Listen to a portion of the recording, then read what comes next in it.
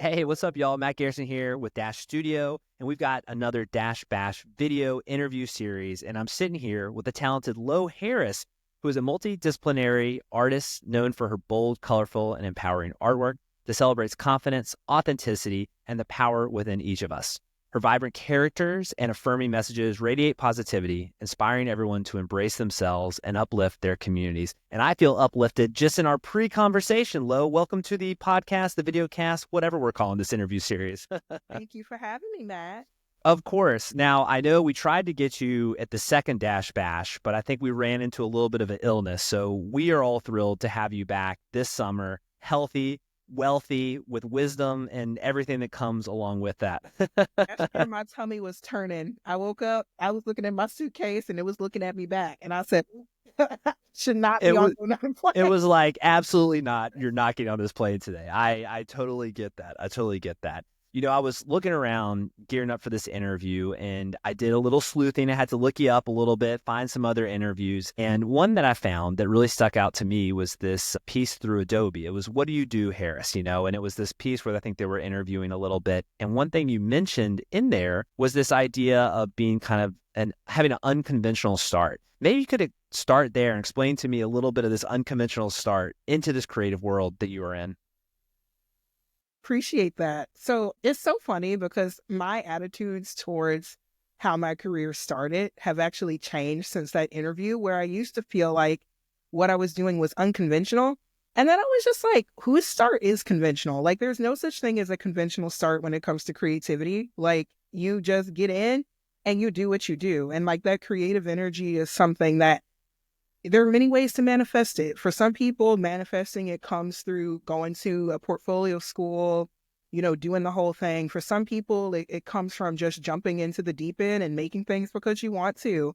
And both avenues are valid because everything about creativity, they're all just tools. Like, motion design is just a tool, right? And there's no gatekeeping tools. How you use your tool is different. There are about 80 million ways to do something in After Effects, like whether it's through plugin or through just various, different things. Sometimes there are things that I need to do in Photoshop that I do in After Effects instead, because I'm like more comfortable editing a photo in After. I have been there as well too. Embarrassingly, I've brought stuff into After Effects because I've forgotten how to do it in Photoshop. So I'm right there with you, Lo. Yes, I really like my Photoshop card has been declined, so I need to get back into that. But in terms of my start, so I started out, I'm going really, really far back. Let's take it back all the way to the beginning. I love it. Yes. So I grew up in Bessemer, Alabama. I was born in Chicago. I moved to Bessemer, Alabama when I was in kindergarten. When I went to Alabama, I had always been a little bit into creativity, but it wasn't until my mom heard about, or she didn't just hear about it, she actually knew about it already, this school called the Alabama School of Fine Arts. It's a public school. Anyone can, and you have to apply. Anyone can apply. They have room and board for students who live farther away. It's a really cool experience in the Southeast. And while I attended that school from the 7th grade to the 12th grade, I had the opportunity to study creative writing in their creative writing department. And the curriculum was modeled very similarly to the Iowa Writers Workshop. So we would really be reading contemporary poets, not just like the English literature classics, and analyzing each other's prose. And so the foundation of my storytelling and learning how to take critique really came from my experience there. And they had a visual arts department, but I was not a visual arts student. So I always put this boundary around myself where I would, I'd be in the back of class and I'll be like huddling over my desk and I'll be drawing like this because I don't want anybody to see what I'm doing because I'm not one of the real visual artists. Sure, right. And it wasn't until later that I learned, like, that's kind of like, not accurate. Like, you can do whatever you want, but 100%. These preconceived notions of what art is and what an artist looks like, basically, right? Exactly. I started with creative writing, then I ended up going to Northwestern to study journalism. I realized that journalistic writing is just not my ministry. It's just not for me. It's dry. And I understand why it has to be dry because you got to get the lines right. But I was like, that is not my ministry. But what I fell in love with was video storytelling. And I was convinced that I was going to be a shooter, editor, video producer, and go down that route.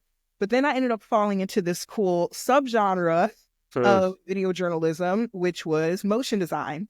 At the time when I was in college, box videos were super popular, and I was incredibly inspired by the ways that they were able to take complex stories and distill them into these really informative animations and really kind of take what people in traditional production environments might consider like a flaw in production and really use animation to make it fit. Like, maybe we're doing a Zoom interview and it's put into a beautiful frame, and people can forgive the audio because it's like they feel like they're a part of the UI in some way. It makes it make sense. And I really enjoyed how motion design could elevate storytelling. And my school did not have any sort of curriculum around motion design in place already. So everything I learned through internships and through YouTube University. Wow, there we go. We've all been a part of that one for sure. Yes, we love a YouTube University. Got my little play button graduation cap and sash. But I ended up landing an internship at the New York Times, and that was kind of one of the first times that I got to do motion design. I actually applied for a role as like a video editing intern, and I put in motion design reel thing. And they said, we don't want you for that other thing, but you got more of that motion design stuff. And I said, and I didn't, but I was like, yeah, I do. So then I like raced home and I was like, I need to figure out like how to make something. Like, let me just pull some stats from this website and try to animate the stats and show them that. And so I hustled. And wait a minute. So you went home and you were like, crap, they need more of a reel from this. And you basically pseudo made a reel of something that didn't exist and just cobbled together little elemental pieces to get that job. Child, yes. I was like, I love it. I don't got that dog in me no more. Like, I'm in my 30s now. In my 20s, I was like. I'm so glad you said that because like, and not to pause you, this is such a good story, but I feel like there's this perception that things have to be perfect to land that next gig or next opportunity. You just had to be pulling together what looks like positions you in the right place, right? You don't have that perfect reel. That's okay. You don't have a million pieces to show. That's okay. Let's pull together what I need for this moment right now. Might not be perfect, but who knows what's going to happen. It's about timing. It's about saying, listen, and exactly, it's never going to be perfect. If you're waiting for perfection, you're never going to pull the trigger because perfection doesn't exist. Right. Well said. You have to use what you got in the kitchen. Like, you're not going to not eat. Like, if you're living through a famine and you have like X amount of food in your kitchen, you're not going to like not find something to make because, well, it's not the perfect lasagna. No, you're going to make water lasagna. You're going to pull together that's right. out of that. You don't like beans? That's all right. You're going to eat some beans and toast, You're going to make the beans. You're going to make it the best pot of beans you ever had because that's the option that you have. And I think creativity is no different, where creativity actually thrives through those limitations. And so, the limitation of me being like, I'm a student, I only have so much. It's like, hey, I'm just going to go and I'm going to shoot my shot. And I ended up getting my first internship at the New York Times in motion design. And from there, I ended up going to a couple of other places. I joined the NBC page program because I wasn't sure if motion design was for me because I didn't go to a portfolio school, so I didn't know if I was competitive or not. And it was like a specter that haunted me throughout the program because now I was like, oh, that's the page that knows how to do After Effects. Put her on this assignment, put her on that assignment. So after NBC page program, I joined NBC News as an associate animator. And it was in my first year, a little bit after my first year anniversary at that organization, that I ended up going viral on Instagram for illustration. Nice.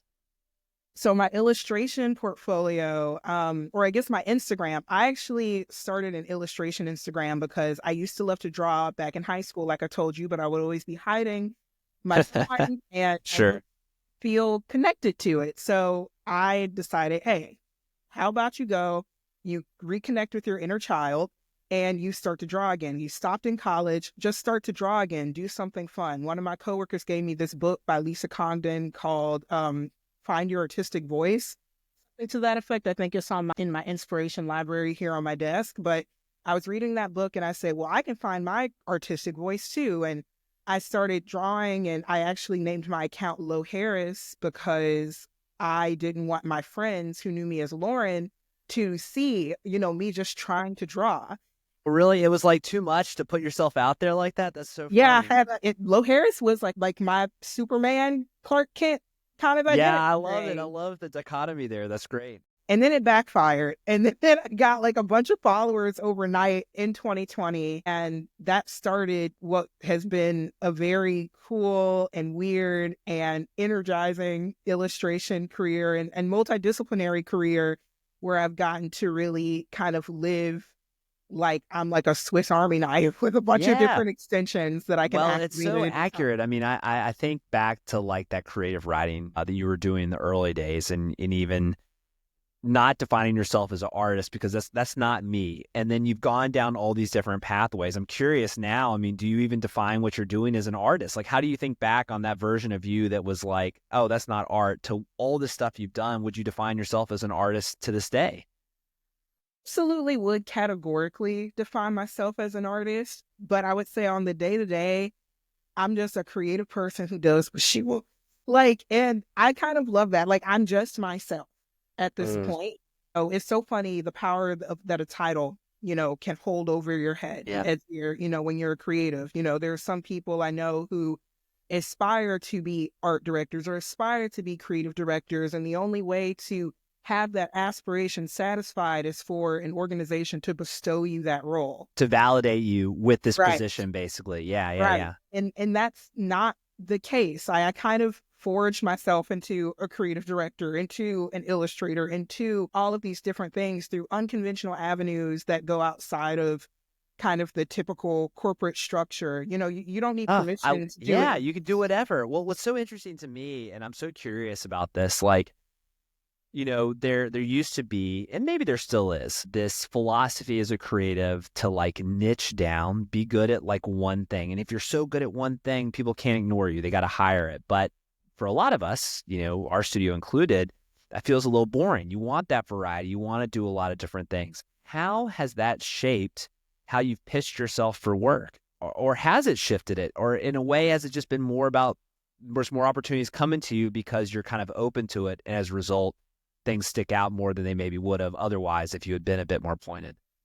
Oh, okay. Let me break this down with a little dichotomy here. I'm ready for it. The worst piece of advice I've ever gotten in my professional career, and I forgive my boss at the time for giving me this advice because I'm sure he knows better now. He said, you have to niche down if you want to do anything in this industry. Like, get good at one thing. And so I was like, dang, that's depressing. Yeah, Tried. right. I tried Uh, to I tried to live in that matrix, honey. It just didn't work for me. Lo, I hope you said it exactly like that. Like when you said that, you were hoping like, I damn, wasn't that's grown enough. depressing. I wasn't grown enough. If I saw him today, I'd be like, come here. I got to tell you something. Yeah, But that's so funny. that was the worst piece of advice. The best piece of advice I've ever gotten from another mentor was be a pleasure to work with, which has served me a lot in my multidisciplinary career. So for me, obviously, people are going to, the things that you put on your portfolio, people are going to largely associate you with that. And so for me as a multidisciplinary artist, one thing I've had to struggle with is a lot of brand confusion because there are some people who know me as Lo the animator. There are some people who know me as Lo the illustrator. There are some people who know me as Lo from the Can Diversity Collective, an organization I'm a volunteer senior leadership member for about diversity, equity, and inclusion in the advertising and media industries. Nice. There are some people who know me for a variety of different things, right? And and the thing that bonds them all together is that generally the people who are tapping into me for these various parts of my Swiss Army knife collection is that they and I work well together and we find each other a pleasure to work with. And I think that kind of when you put limits on yourself, when you say, I'm only doing freelance things as this particular title because that is what I'm trained to do, that's all well and good if that's actually like you're not interested in doing all the other stuff, right? But it's a ceiling. It's a ceiling that you're placing on yourself. There's no reason for an animator to not pursue illustration as well Right. if they want to. And I think that as long as you you develop your style, you do your thing, like your craft is one thing, like obviously develop your craft, but I think the relationships and the people skills of kind of saying like, hey, like I just started illustration 2 years ago, but I'm really working on my practice and I'm working well with you. You're working well with me. People, as long as the end result gets met, like people really value like I really liked working with so and so, and I want to think of them for this thing in the future. I hope that answered the question. No, it did. I love the altruistic attitude.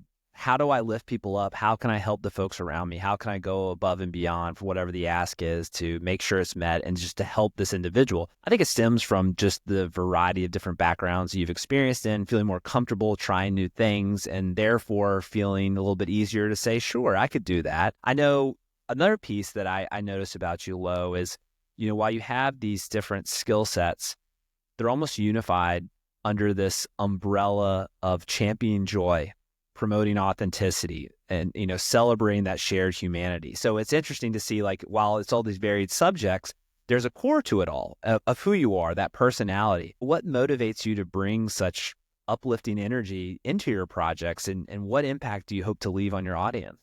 Ooh, okay. I'm gonna break down the Lo Harris universe for you. Okay, so first of all, anything creative I do is a part of the Lo Harris universe. I don't care if it's drawing, I don't care if it's speaking, I don't care if it's whatever. It's a part of my universe of creativity, and it exists there, right? And there are a few rules that I follow in the Lo Harris universe, which is being inclusive, being connecting with other human beings, finding common ground, and self-love and advocacy, and Of that. there are certain messages, like, for example, there's a phrase that I use in my artwork, but also I talk about it on my YouTube channel, and also I manifest it in all of these different ways. The phrase is, you are worthy, right? So you are worthy is like a greater thematic concept for me as an artist that I'm able to employ into multiple disciplines and multiple mediums. So one categorical bucket of my creative work is just my straight up illustration work, just generically Lo Harris, lots of like illustrated text, lots of fabulous ladies, bright colors, whatever. Yeah. That is categorically Lo Harris illustrator.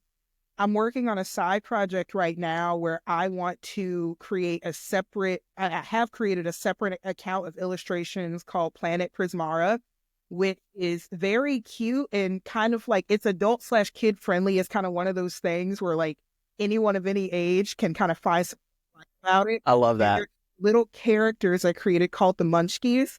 And they're just these little like multicultural little characters, and they all wear little onesies, like yellow in primary colors, yellow, red, da-da-da. And each of them When does the toy line of the Munchkies come out? That's what I feel like. When somebody brings me some funding, honey. There we go. But the Munchkins, like, right, like, it's almost like, how can I take the same messages for Lo Harris, which is typically like resonating with like women in their 20s to 30s, and kind of bring it over to a younger audience and just a more playful, weird audience, and also have some fun, silly world building aspects in there where I'm like writing the captions as if it's kind of like a ongoing story. So like I'll like post the next picture and try to find a way to narratively tie the last picture I posted with the one that I'm posting to kind of build up the character lore. And it's just like a fun outlet for me, but it's also like a great outlet for, again, children's books, right? Children's media. And then, of course, we have the YouTube where maybe I'm a little bit more mature and a little bit more, woo, where I'm talking through similar themes again, but in like in a different, it's still one voice, it's still one message, but because my multidisciplinary interests, it's like basically kind of activating those messages, making them optimize, responsive design, you know what I mean? Yeah, I get of course. My, ideas. And I think that anyone can do this. Well, one of the things that I really like about that methodology is I think it's very apropos for the type of space that we're in right now. I was talking to someone the other day, and I couldn't really think of a word to describe it. So I used this word, like a digital shelf. You have people accessing content in all sorts of different ways. Older generations doing stuff maybe on like blog posts. You have, Gen X and millennials maybe still doing Reddit or looking at YouTube videos, and Gen Z doing a lot of in-app searches. And so that's just a lot of different ways that a first touch point to the Lo Harris universe could be all these different ways. And so I love that you've kind of curated this digital shelf of all these different access points for people to kind of touch on to. One question I have, and I think it ties onto this a little bit, is we are in this new era of marketing yourself. And what used to be just a website was fine. It's now you have to do all these different things. And so people are looking at, your YouTube page. It's so successful. You've done such a good job of just kind of presenting that universe, presenting that authentic champion of joy and promoting that. What advice would you give to someone who's like maybe never done that, but they're trying to because they recognize like, gosh, I've got to put myself out there a little bit more.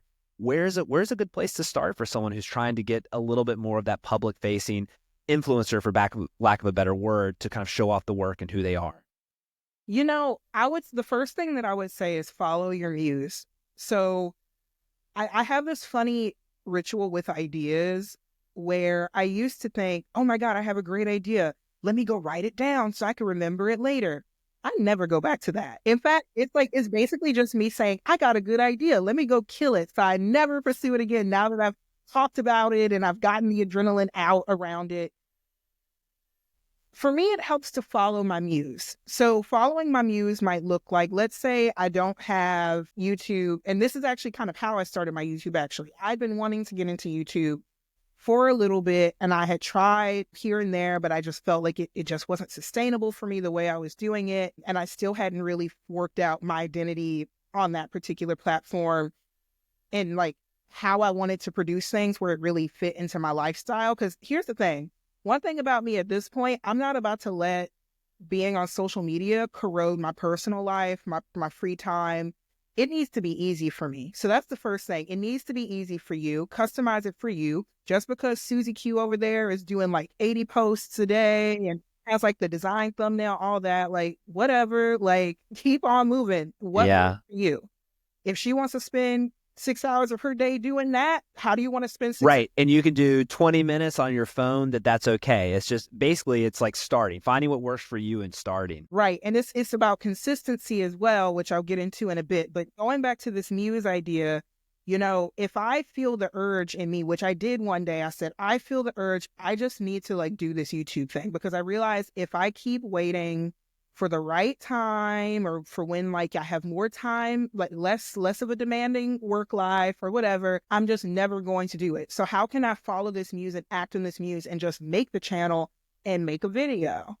And then if I get into the groove, I'm like, I want to do that again next week. I want to do that again the following week. And then there may be times where it's like, hey, like I'm busy right now, but I still want to engage. Let me do these shorter videos. And I think that when you just follow your muse, like don't be so completionist about it.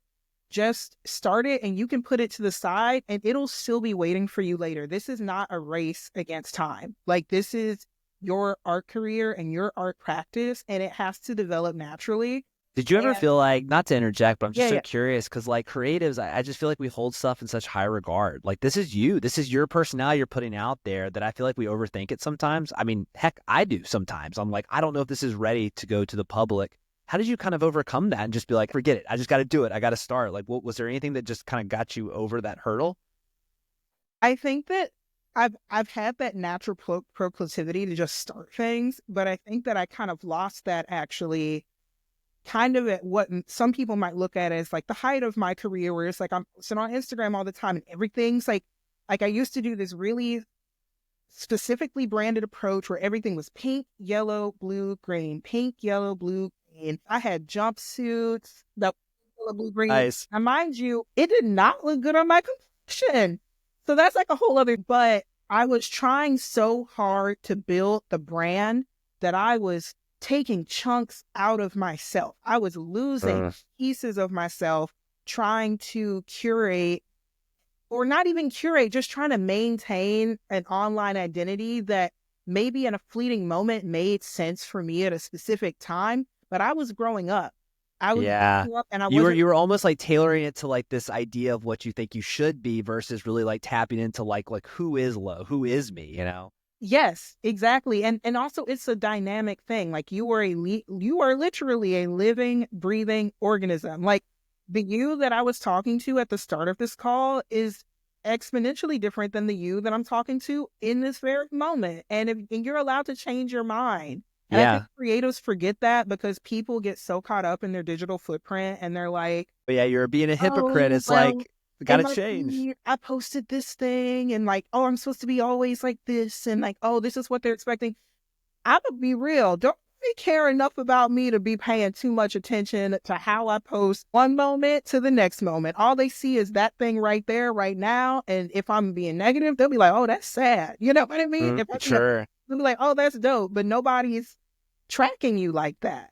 And I think kind of accepting that we're all kind of no one and everyone, it's like freeing, like that sense of anonymity and that sense of Yeah. like, I'm just like I'm a human, like I'm like a human person and I'm going to be this way right now. But if I decide that I want to go through an era where I wear like a top hat and a monocle all day, that's my business. You can unfollow.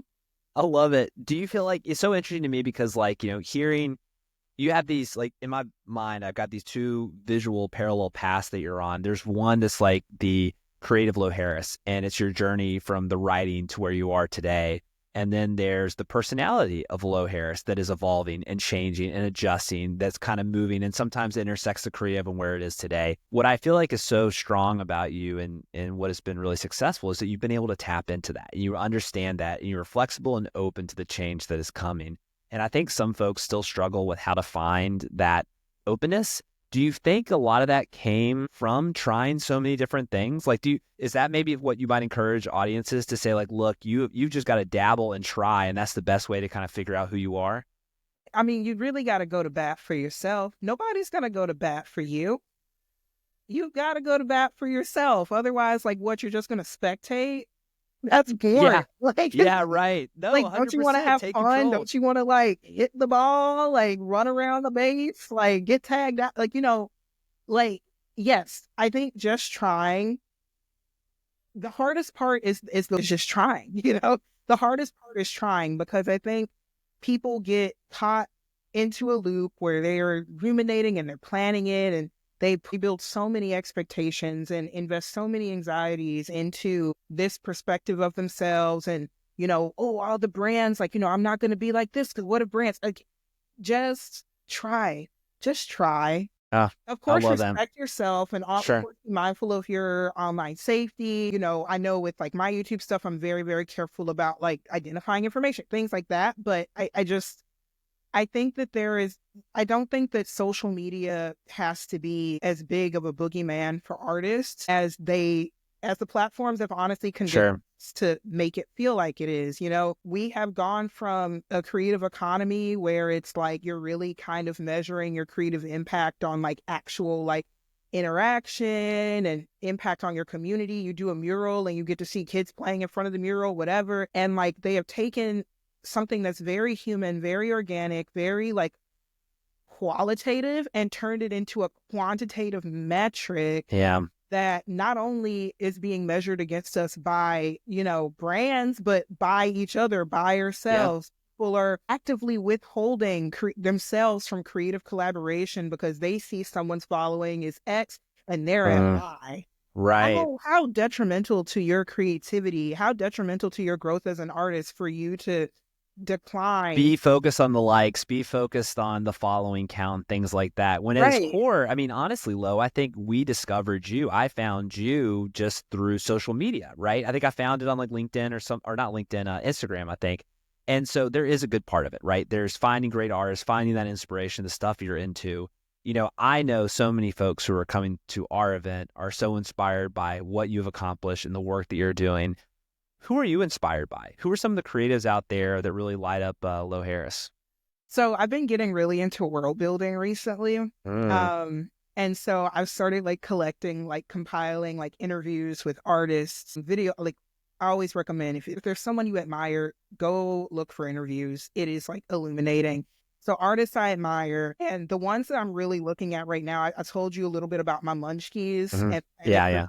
I'm really looking at like Sesame Street. I'm looking at nice. The Muppets. Like, I'm really looking at people who have built universes, and building a universe doesn't have to be this big thing. It's almost like, I think the cool thing about the universe of like the Muppets, for example, or Sesame Street is that there is, and this goes back to inclusion, Yeah. there is an opportunity for any kind of person to kind of see a bit of themselves in at least one of the characters. For And it's not like a moralizing thing either. It's not like they're the villain, or it's not like no one is a villain. Everyone just gets to be their weird selves, and they can identify and project onto a different character. I love And that. all still a part of the same community. So I've been very, very interested in people who build worlds that way and build characters that people can really attach to, and there are more contemporary examples, right? Like Sure. Adventure Time or like Oh Steve yeah. Universe, but I just feel like there's a lot to learn as a creative from people who work in cartoons and people who work in, children's television, because that's kind of the fundamentals of like getting people involved. There's so much you can learn from the golden age of children's television. Like you think about Hey Arnold, that was Yeah. iconic. That was an iconic My gosh. show. Amazing. It's like so accurate to like New York. Like, you know what I mean? Growing up in New Yeah. York I from still what remember random episodes I'm like Stoop Kids Afraid to Leave the Stoop, not getting off, these weird episodes that just stick in my brain still years later. Yes. And like you can kind of see, like, even just like, I talked a bit about like my involvement with this organization called the Can Diversity Collective.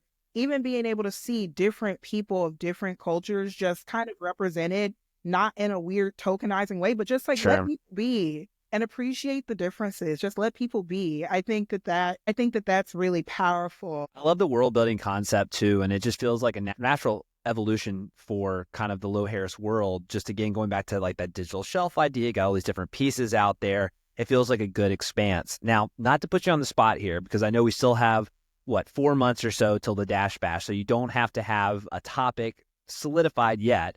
But as far as a little teaser, is there anything that folks who maybe are considering coming to the Dash Bash or considering to come see you, that you could tease out on like, this is what I'm going to talk about. This is why you should come hear my.